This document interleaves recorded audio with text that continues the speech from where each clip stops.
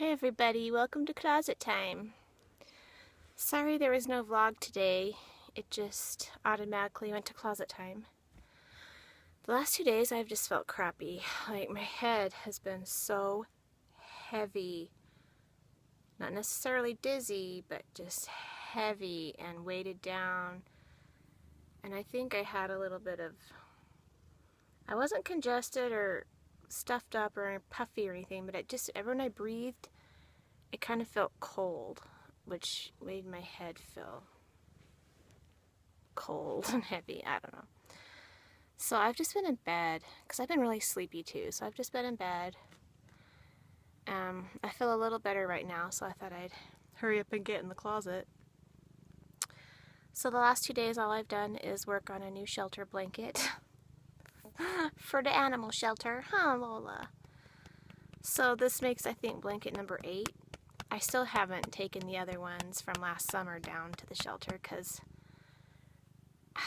I think deep down I'm too sad and scared to go, because I don't want to get sad and heartbroken and start crying, which is what I'll do.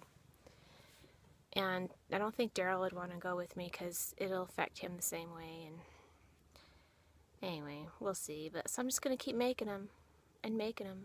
And then one day when I have a ton, I'll take them down. Yeah, this is going to be short because I just don't feel good. I have a few updates. First update is my dad and stepmom. A lot of you have been asking about them and wondering how they were doing since Daryl and I haven't been going down, taking them dinner and anything like that lately. Yeah, my brother got he hired an in-home nurse to take care of them the 2 days a week that Daryl and I would normally take care of them when my brother was at work. And then my brother takes care of them the rest of the days that he is not at work. So 2 days a week a nurse comes to their house and stays for 12 hours a day. And so she, breakfast, lunch, dinner, and bed. She prepares the meals, cleans the house, does the laundry, gives the medicine, gives the baths, stuff like that. Which I'm sure is wonderful for my brother and his wife, as well as it is for Daryl and myself. I just haven't really talked about it because there was a little bit of drama going into this, and I didn't want to talk about it. You know, when drama happens, I tend to hide, I tend to close up and not want to talk about it. And so that's kind of why I've been avoiding the topic. But anyway, seeing as how you have been so kind and have been wondering about my parents, that's what's going on with them, and they're fine. So Daryl and I don't have to go down anymore. Of course, we will go down for visits. However, we just haven't been yet. Also, another update. My toe fungus. Remember my toenail fungus last summer? I showed you I had the toenail fungus, and it was like my toenails were all peely like an onion. They weren't thick, and they weren't green, and they weren't misshapen. They looked like a regular toenail, but they were just had a thick white layer like an onion, just white. Well, a lot of you told me to go ahead and file my toenails and maybe soak them in apple cider vinegar and stuff like that.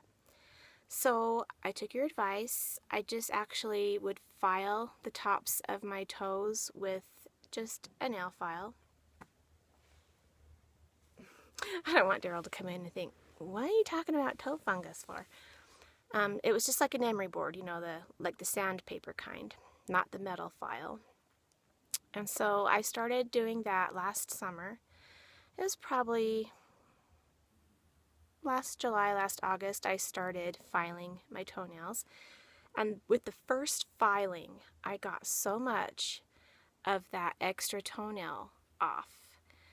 And see, I think I got this fungus from a pedicure that I got 2 years ago because my toes were perfect. I go to the pedicure, I get a pedicure, and then take my toenail polish a month later, and bam, my toes are completely messed up. So anyway, I'm never having a pedicure again. But, do you want to get out? So, and even though you guys had said, make sure that you don't put toenail polish on, your toes need to breathe. Well, it was still summertime and I was still wearing flip-flops, and so I still wore toenail polish. But my nails, they looked great. No one would ever know I had a problem with them because, like I said, they weren't the nasty, gross, thick, bumpity, caca green stuff. It was just a little bit of extra white peely layers of toenail. So I would go about 3 weeks and then take my toenail polish off and do the filing. And so I filed my nails. And then when it started getting cold, maybe around October, I stopped wearing my toenail polish and I stopped wearing sandals. And so I let my toenails breathe.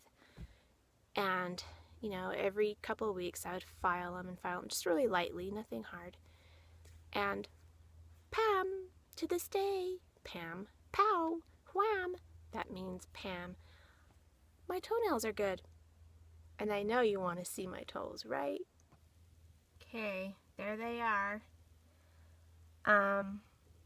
They look pretty darn good.